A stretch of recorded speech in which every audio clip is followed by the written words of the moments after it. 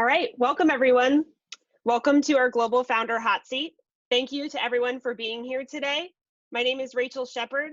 I'm the Director of Global Marketing at Founder Institute and the co-creator of the Female Founder Initiative. I'm joined today by Mike Supervici and Ryan Micheletti to review some pitches. So Mike, Ryan, do you want to introduce yourselves? Hello, everyone. My name is Mike Supervici, as Rachel mentioned. I lead the Alumni Success Group at the Founder Institute, and we basically oversee a portfolio of over 4,000 companies, and our role is to help our alumni scale. And we do that in any way that we can. Sometimes we do it via one-on-one feedback, other times we do it through various virtual programs as well.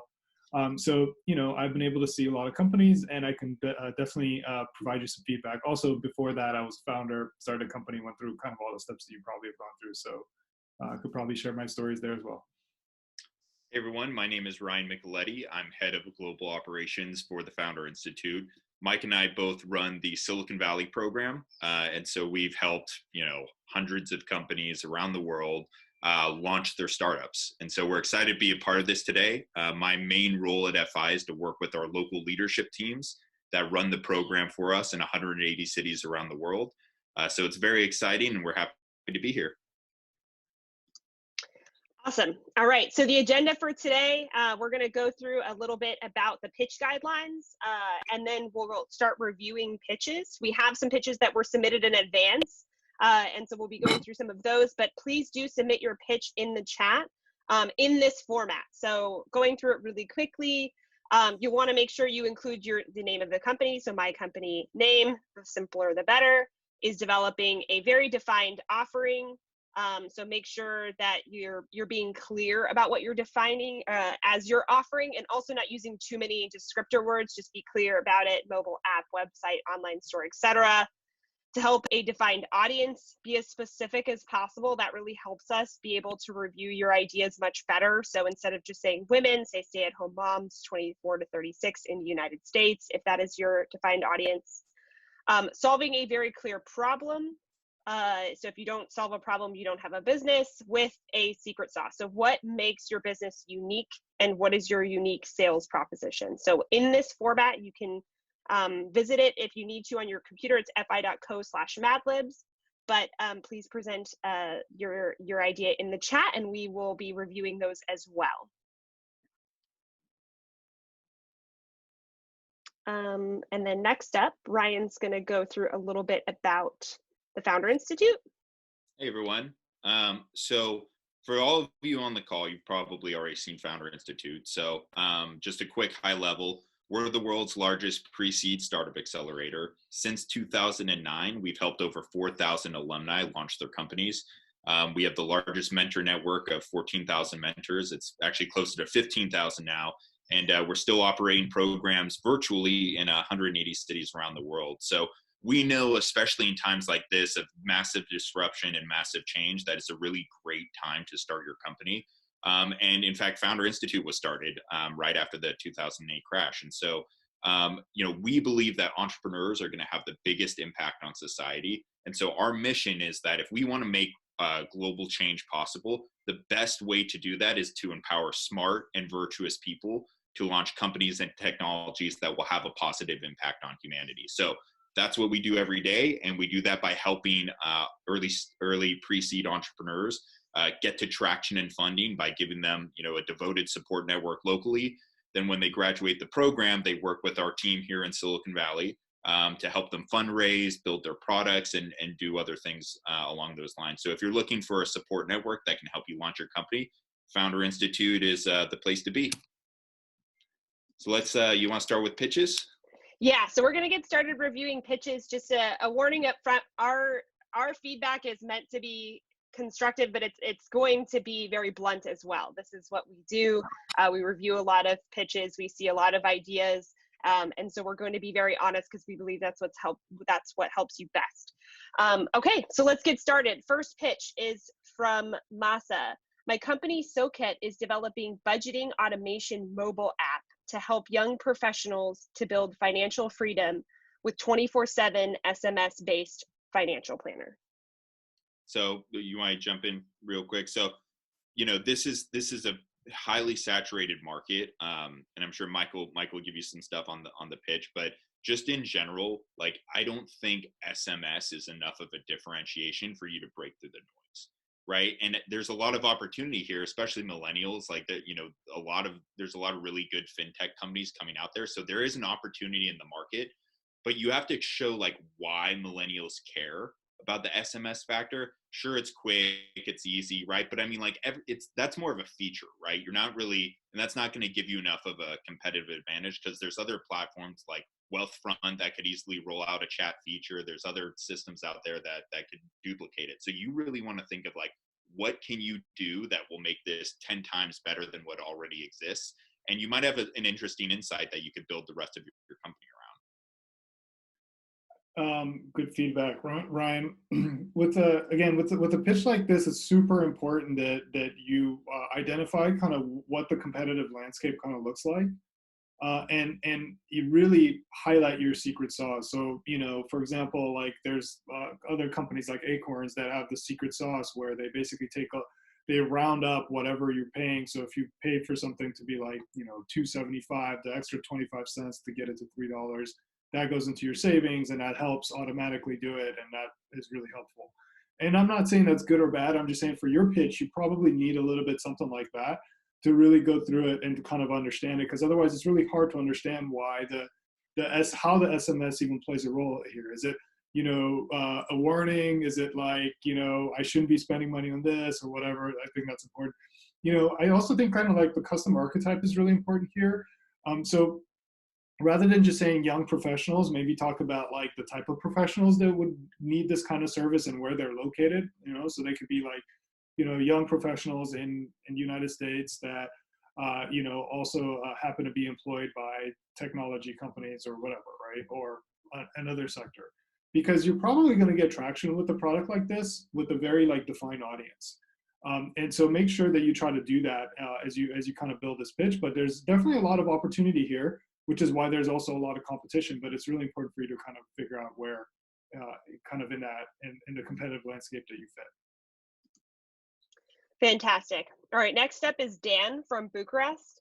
He says, our company MeetGeek.ai is developing a virtual meeting assistant that helps organizations increase their productivity of their meetings through the use of artificial intelligence technology. So, you already mentioned AI earlier. I wouldn't mention it like again in your pitch. It's just not enough. Like, it's not enough to say that I have AI, so AI enables us to do that. What's more important here is talking a little bit about how you're able to help with these meetings. Maybe, somehow like your AI is able to crawl everybody's calendar, is able to find the right time, and is able to just automatically schedule something. And that allows you to basically be able to do this really, really well. I don't know, right? But just the fact that it's AI is just too broad, right? And it's not really like super valuable. Also, you got to be kind of careful with when you use terms like AI, right? Because if you actually talk to like a sophisticated investor that knows it, and it turns out that you don't really have AI, what you have is basically machine learning or whatever, or something like that, they're going to get like really deep into that. So they might actually drill you on like the the quality of your AI algorithm, or what this is. And if it's not what you said it was, then you've automatically lost credibility. So in general, it's not even worth mentioning AI. What's more important is mentioning kind of how you're able to make this work and why this is super valuable for organizations. So start with the problem, right? Like, what's the problem here? Is it that people aren't able to set up these meetings?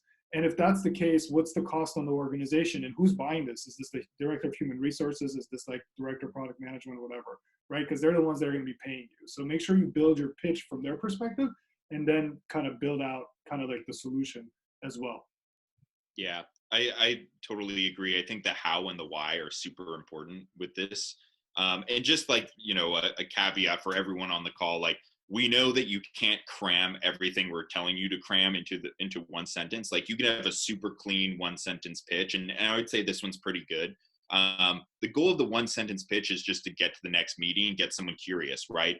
The feedback that we're giving you is just some things to think about based upon your one sentence pitch. So Mike's going in talking about like, hey, you got to drill down into the problem, those sorts of things. you can certainly integrate a lot of that into the one sentence pitch, and I highly advise that you do. But we know that, it's going to be, maybe that's the 60-second pitch. And so just take the feedback, from a high level and say, okay, based on my one sentence pitch, this is the feedback that I'm getting. And so here are the different angles and approaches that I can take when I build upon it. The other thing I would do is the value prop here is so specifically going to your pitch, increasing productivity of their meetings.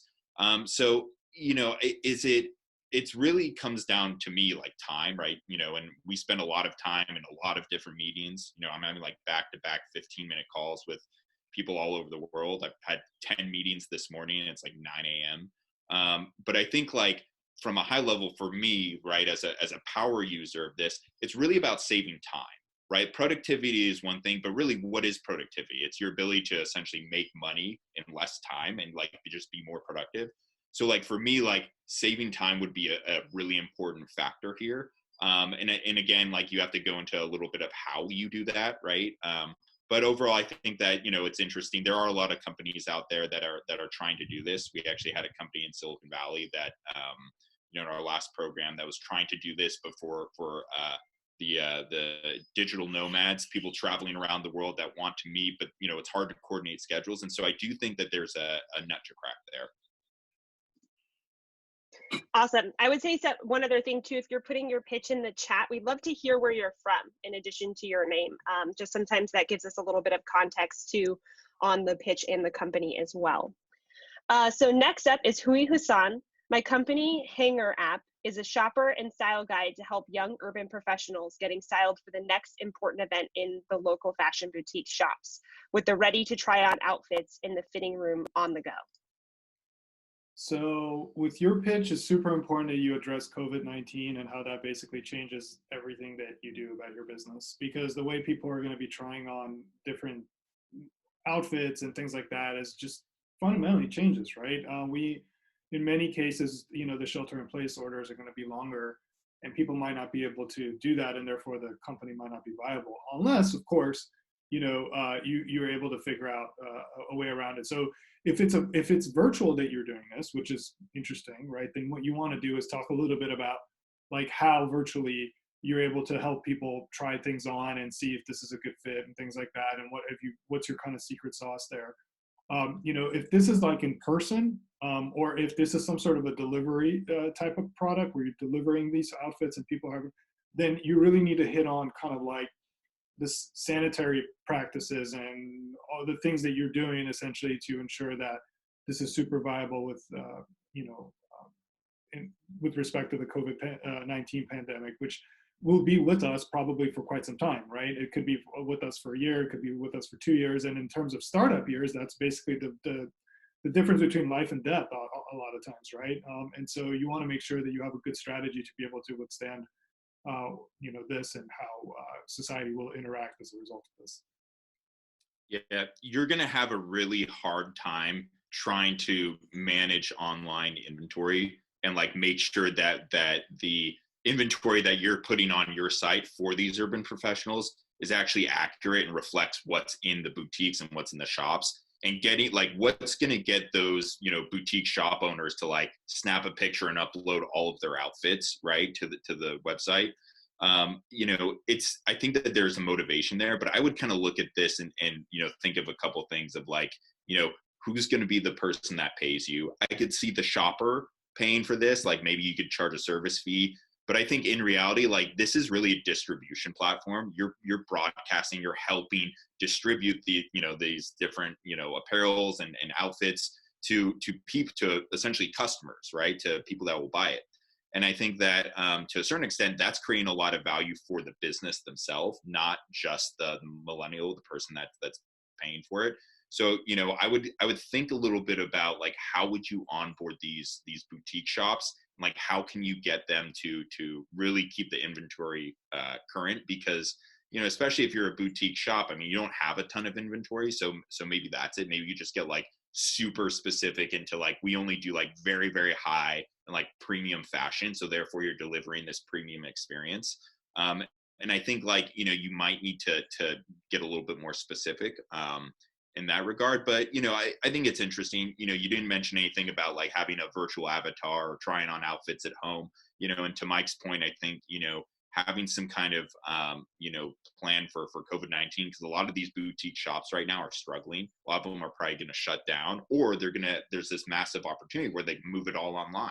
That's exactly what you would do, right? So like, think about like, there was the world before COVID, and there's like this, I could kind of see how you're coming at this problem, like, in this kind of pre-COVID context. But then there's the world that's after COVID, which is like, these companies are just going to either die or they're going to have to go online. And so how can you create a ton of value for them that they'll pay you to do that for them? Fantastic. Up next is Procuria. My company eDork is developing a website to help students get job placement and help companies to get employees based on their soft skills by analyzing students' behavior over social media through machine learning. So recruiting, this is fundamentally basically a recruiting company, right? And there's quite a bit of competition in the recruiting space. And, oftentimes folks in this market will say, we're using this type of like machine learning to kind of help. And it's just because of that, it's a little undifferentiated. This is just, just from someone that has seen a lot of companies in the space. So what I would do with your company is, what is the ideal customer archetype for this, right? Like, I know you're getting these from like, certain types of students from certain university, but who's going to be paying you for this? Is it going to be recruiters that are paying you for this, or are you the recruiting service for several like companies? And if they're companies, then what kind of companies? Is it like, the software based tech companies? Is it, retail or whatever it is that it is? And then start kind of building the entire narrative of this pitch from their problem, right? So the average company looks at 1,000 resumes to pick somebody, and even then they have to go through this really difficult interview process to ensure that they're not a good fit. So what we do is we basically send them really qualified candidates based on XYZ that we determined from like their social media profiles and these other things to ensure that has a higher probability, which then saves them time and money, right? Or something like that, right? So just trying to kind of weave that narrative into the pitch. Otherwise, you're going to get bucketed, just like kind of how I started with this Mike McCollum. You're going to get bucketed with hundreds of like recruiting tech type businesses that are out there that are all using machine learning AI now, right? Because it's kind of fundamentally a big like data set issue, right? So just kind of try to find that secret sauce and try to weave it into your pitch. Yeah. I also think that, so this is not the first time I've heard this pitch. And I do think that there's something to be said about looking at people's like behavior on social media and like using machine learning to determine like a fit for a particular job. I would, one way that you can break through the noise is there's a lot of companies out there because there's a lot of money to be made, right? This is a big opportunity. But one of the ways you can break through the noise is to maybe pick a specific type of job you're recruiting for, right? Because like if you're placing like college coders, right, and software developers versus salespeople versus customer support, there's like a whole like slew of different types of jobs out there. But if you can become known for like being an expert at like one of them, like we place college coders in companies because they're cheaper, right? And they're also more hungry, so they're willing to work harder, and we're able to analyze the soft skills, right? You can kind of see how you can kind of build this really compelling narrative around it. But at the same time, like if you're looking at soft skills, maybe it's a sales job, right? Maybe you can kind of identify like early influencers or people with really good networks, right? Maybe you can see how they respond to people on Facebook and say, hey, this person be like a really good like customer service rep, right? And so like if you can really like focus in on like this specific type of job, I think that will help you cut through the noise. You just do one thing and you do it super well, and there's a really compelling business argument as to why a college level person is a better fit for that role than someone else. And it could be based on cost or experience or there's a variety of factors, but I would narrow it down to one specific job to start. Yeah, I love that advice, by the way. You mentioned soft skills and you mentioned kind of like not experience or whatever, right? There's several like areas that are really helpful, where you can actually, this could actually make a lot of sense. Like you mentioned sales, like a lot of times companies prefer having salespeople with limited experience because they can like kind of mold them as long as they have like the DNA, because sales is kind of a fundamental like DNA type of process where you need a certain type of person to be able to kind of do that, right? So maybe work backwards from there, right? Maybe start doing a couple of interviews with some of these, large, sales organizations that are looking for good people right now, and kind of understand what their problem sets are, and see if you can use your solution to try to address those needs. Awesome. Just really quickly, a reminder in case you're just now joining us, we're reviewing pitches live, and we have some already, but we are reviewing pitches live in the chat. So if you have a pitch or a company, please use the format on the screen and put your pitch in the chat. That'd be great. Next up is Christian. My company, Intrado, is developing a travel platform that helps 3 million travel companies make more direct sales and cut half of their costs through a rewarding system for users, agents, and business partners. So that's pretty vague. Travel is like totally disrupted right now. So it's kind of a double-edged sword, right? There's a big opportunity, especially if you can actually deliver and like, cut costs and increase revenue, right? So I think there's an opportunity there, but at the same time, like you want to be careful using the word travel, right? Because like right now it's like, I don't know any investor or person that's like, oh, I want to invest in a travel company right now, because it's just like, there's so much disruption happening. And I would dive in more to like how you do it, right? Like right now it's just too vague to know, if it's of interest or not. And like right now, if I see that, I'm going to say, okay, like this company has a higher chance of failure because they're doing travel. Yeah. So I would show a little bit more of your secret sauce with the pitch. You also need kind of a thesis about what the travel world is going to look like as a result of COVID-19, and how that's going to affect your customers, and where you fit in. If you're doing a travel business and COVID-19 is not in your pitch or not on your website or something like that, then it's going to be really hard for you to get attention of people, just because it's kind of still top of mind for everybody. And it's very likely that this is going to affect travel for a very long time, right? I think here in the United States, it's something like 75% of flights are down, just because of shelter-in-place orders, and it's unclear how that's going to open back up, and how willing people will be to do so. So, if you can basically have a thesis, say like the travel industry and this type of area is going to kind of reopen slowly over the next year and a half. We think in Q3 is going to look like this, and Q4 is going to look like this. What we will do is we help these, whatever, let's say it's hotels, and I don't know what exactly your customer is, but we basically help hotels to keep people engaged by providing them with the tools to ensure that they stay top of mind, so that when people are ready to actually book a hotel, then they go ahead and use our product, right? And that helps these people reduce costs because they don't have to hire more people or something like that, right? Or it could be tour operators or whatever the case may be, right? So make sure that you kind of build your narrative around that, because then that will actually help people see that this is basically viable, right? Maybe you're part of the rebuild. You're part of the post-COVID-19 rebuild. Maybe this is the way the entire industry essentially gets rebuilt, because it has your tool as a foundational piece for being that. So, start thinking about that. Start thinking about how you're going to basically power the rebuild in the travel industry, and I think you're going to be in pretty good shape. Fantastic. Up next is Ernana. She says, my company, Black Girls Drone, is developing an online training program, for underemployed women in underserved communities with aeronautical training by using flight simulations to become FAA certified drone pilots to eradicate poverty and provide creative job opportunities, i.e. entrepreneurship and continued education in STEAM roles. Yeah, I mean, from a high level, I really like the idea. Your name is clever because it's, similar to Black Girls Code.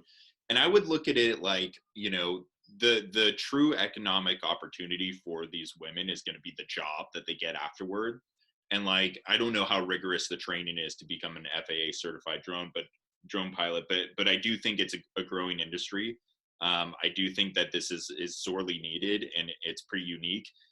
my question goes to scalability. And so like, this doesn't seem to me to be something that's like venture scalable. And what I mean by that is like, you're probably not going to raise like a $5 million Series A.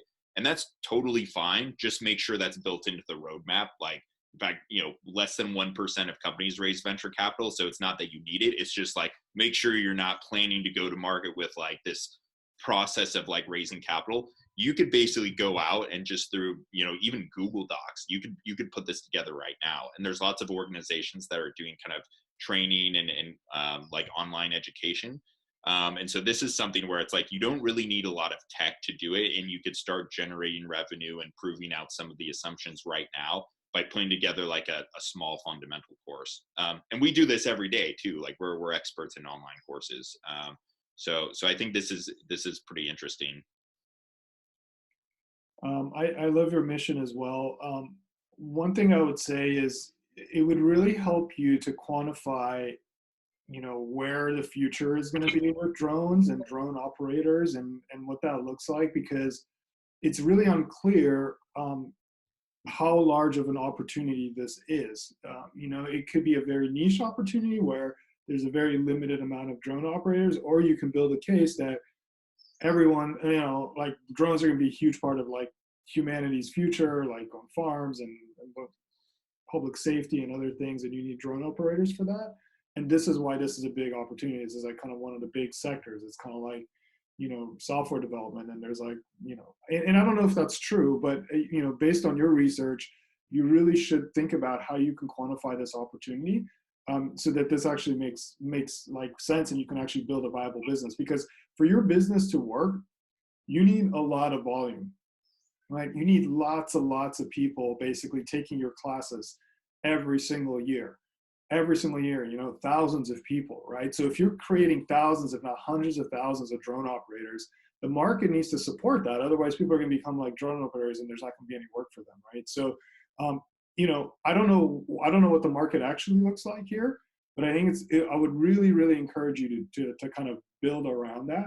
And then what you can do is you can actually build the pitch backwards. Again, kind of like I've been giving other folks the feedback. You can almost build the pitch backwards. Like, look, every single police department in the United States has, a drone program that they're looking at or evaluating right now. And I don't know if it's true, but I'm just making this up.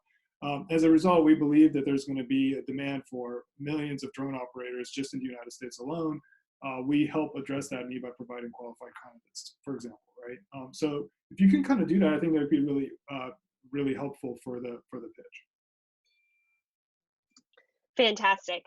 Next up is Alton from Belo Horizonte. He said, my company is data mined and delivers the legal provision for companies' litigation and solves the problem of errors in the company's balance sheet with the use of statistical analysis of the recurring value of court sentences. So you're kind of mixing the legal part and the accounting part in this pitch, and that makes it really confusing, right? And I get it that there's like a cost associated with legal, and that's kind of like where maybe some of the value prop comes in, because if you can have legal errors, they can be very expensive, and that's part of the ROI. But it makes it really, really kind of like discombobulated, right? So make sure that you kind of talk about spotting the legal error, right? What is the actual impact of that legal error on the company? It could be hundreds of thousands of dollars in damages or whatever the case may be. And that's how you essentially solve that. Also, which is the type of company that needs something like this, right? Like give us an example of a specific company that has lots of legal contracts that they need to be looking through or something like that. Otherwise, you run the risk of not having a product that is used on a recurring basis. And if you don't have a product that's used on a recurring basis, it's just really hard to build a business, right? Because you want people to keep paying you for this, right? It's kind of essentially fundamentally kind of like a SaaS play, right? So you need to be able to charge every month for it or every year. And so in your pitch, identify a customer archetype that has lots of these, legal challenges that need to be identified by your tool. Talk about the frequency that they occur at, right? And basically then talk about exactly how you solve them by spotting errors and highlighting them and making recommendations. Yeah, I I agree with Mike's feedback. Maybe there's like a translation issue, but like balance sheet in the US is a very specific term for accounting. And maybe there's like some, other type of balance sheet that's used in Brazil or maybe in legal departments. So just be careful using that term. And then, yeah, you want to be specific to these large companies that are basically like, is it worth fighting this, or should we just settle? But they have to have a high frequency of this type of software. And maybe it's like, honestly, this could be used for insurance companies. I mean, they're dealing with lawsuits all the time, and that actually might be a larger market and more. You might get this kind of like more frequency of use if you're targeting insurance companies, because they're the ones that are really looking at like the statistical analysis and risk and reward. And so you might want to think about like doing some customer development there, because insurance companies would use this probably every single day. Okay. All right. Next up is Nancy. She says, my company Fancy is developing a 6 degrees of separation dating app to help 30-plus-year-olds in London find serious love through a network with kindness and feedback. So dating is very, very competitive, and it's just a challenging market, mostly because like the main players are able to generally outspend people for customer acquisition, and that's why there hasn't been that much innovation in the space, so to speak. So if you're going to do a dating app, you need to have like this really, really amazing like differentiator that's going to enable people to switch over to your company for free, essentially, or because they've heard it from word of mouth, because it's really hard for you to basically buy those users or buy those customers, just because they're really expensive. And all the main competitors out there spend a lot of money on them. So really kind of hone in on that secret sauce. And I just, based on the way you positioned it in this pitch, like it was really unclear to me, what's the biggest value prop here? Like how does this network thing help you have a better experience and things like that, right? Because you need to be able to have a really good experience, right? So that people stay on it and tell their friends about it. Yeah. And it sounds like your secret sauce has to do with the 6 degrees of separation, right? That's sort of like the theme here.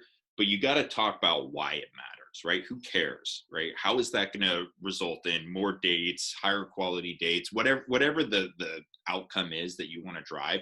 You want to basically show that. And like, in companies and markets like this, like you really, really want to make sure that you have something that's going to like pull these people into your app naturally. Because as Mike said, you're not going to be able to outspend the competition. They just are going to have more resources and more money to buy the users, so to speak.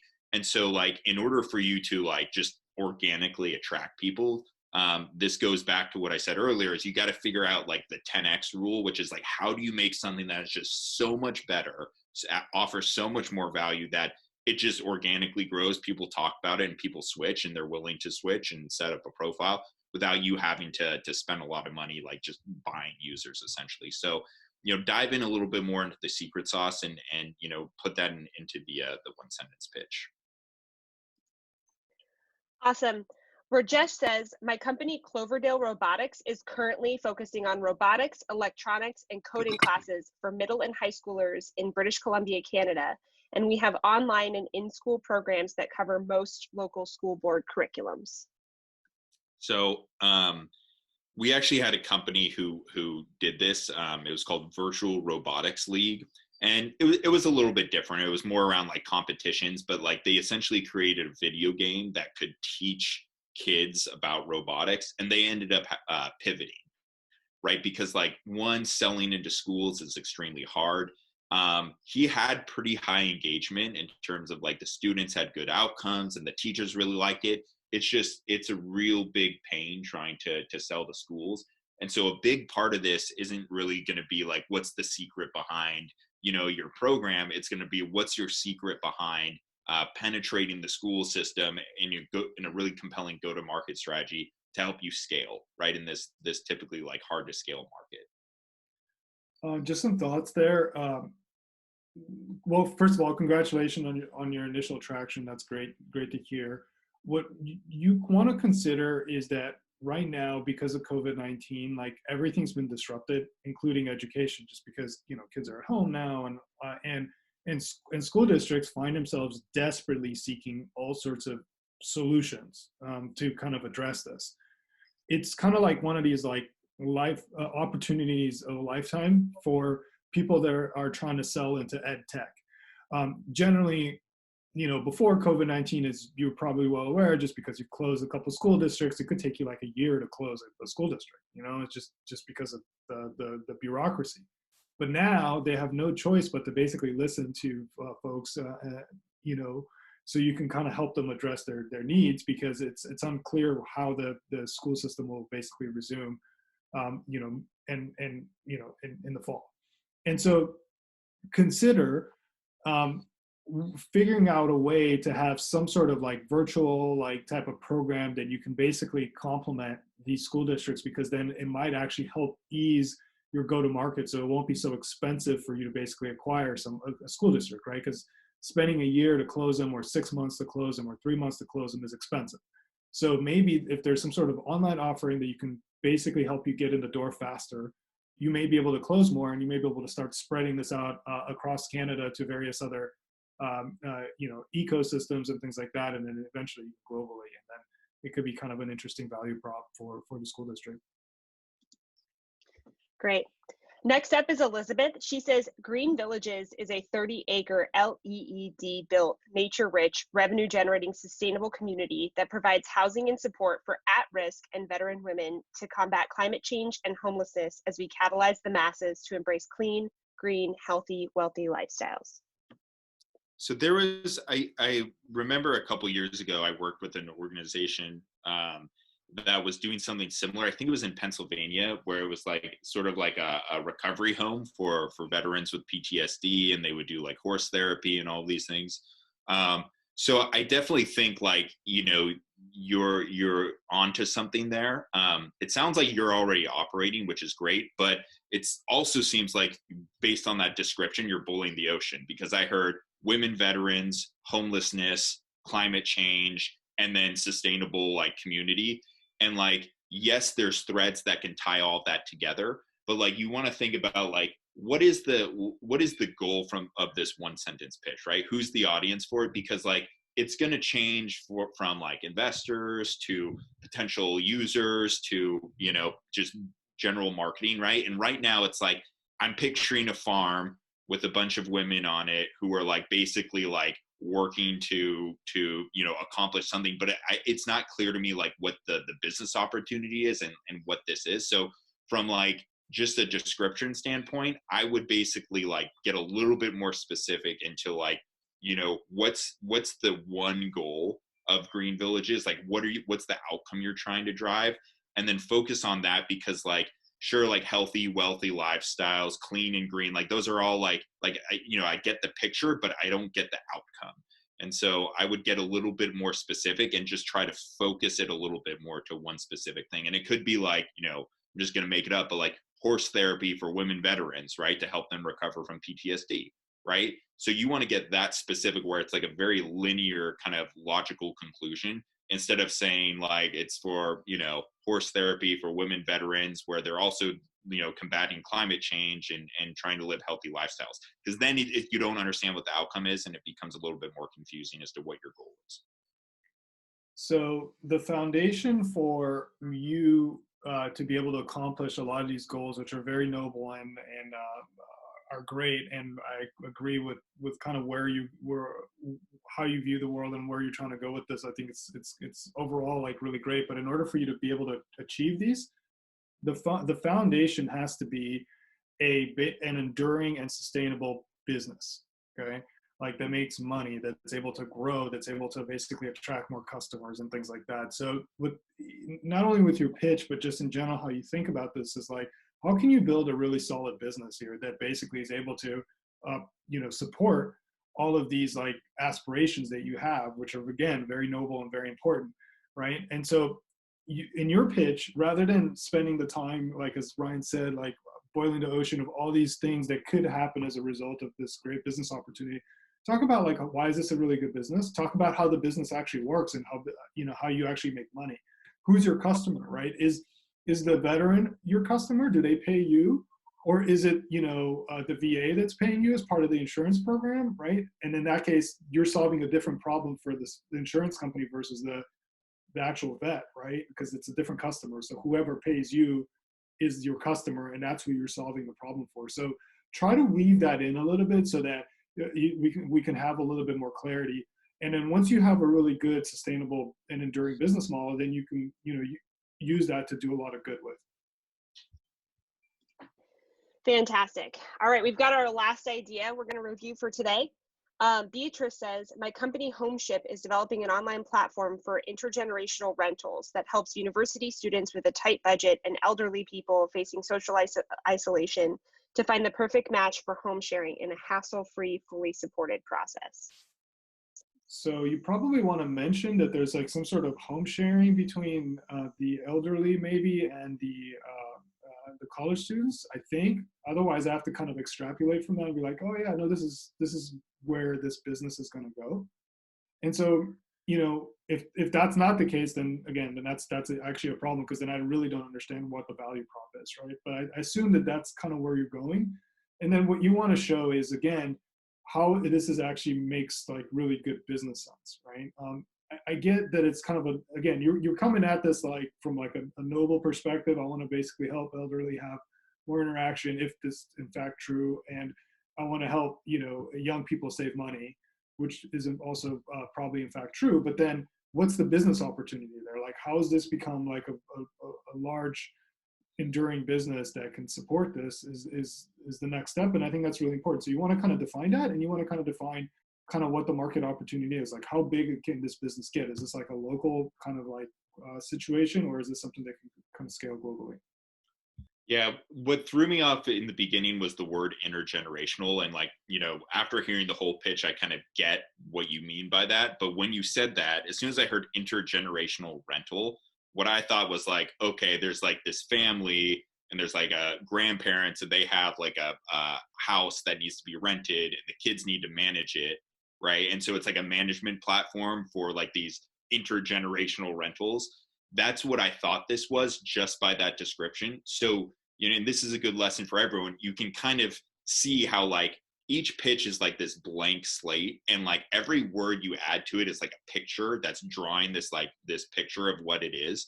And so you want to be careful of what pictures you're drawing for people, because then you're able, that determines the outcome, right?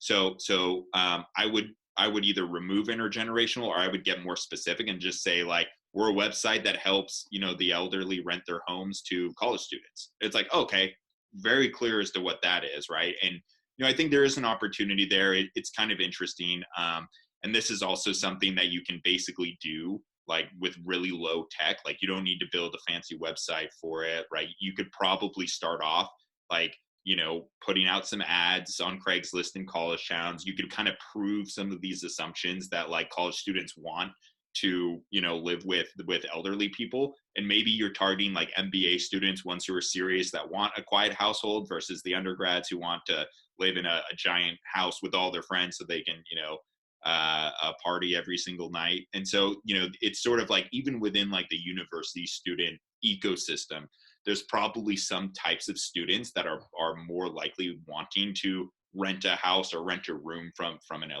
elderly person. So I would look at that, and I would do some testing. And like, if you can kind of prove the assumptions, this is something where you could very, very easily, even through like a Squarespace website, like start generating revenue. And then from there, you can kind of build it out and scale to multiple cities.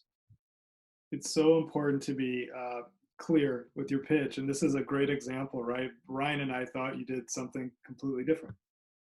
And so just being able to narrow that so you don't have that kind of reaction is really important moving forward. So keep working on, making the pitch even more specific so that you can get really valuable feedback moving forward that's in line with what you're actually doing. Fantastic. All right. Thank you to everyone who joined us today. Thank you for submitting your ideas. If you're looking for more free startup focused webinars, you can visit onlinestartupevents.com, where you'll see our full list of webinars we have scheduled for the next few weeks. If you're interested in learning more about Founder Institute's Pre-Seed Accelerator, You can learn more at fi.co/join/webinar. Thank you, Mike and Ryan, for your time and your feedback. Have a great day, everyone. All right, everyone. Goodbye. Bye, everyone.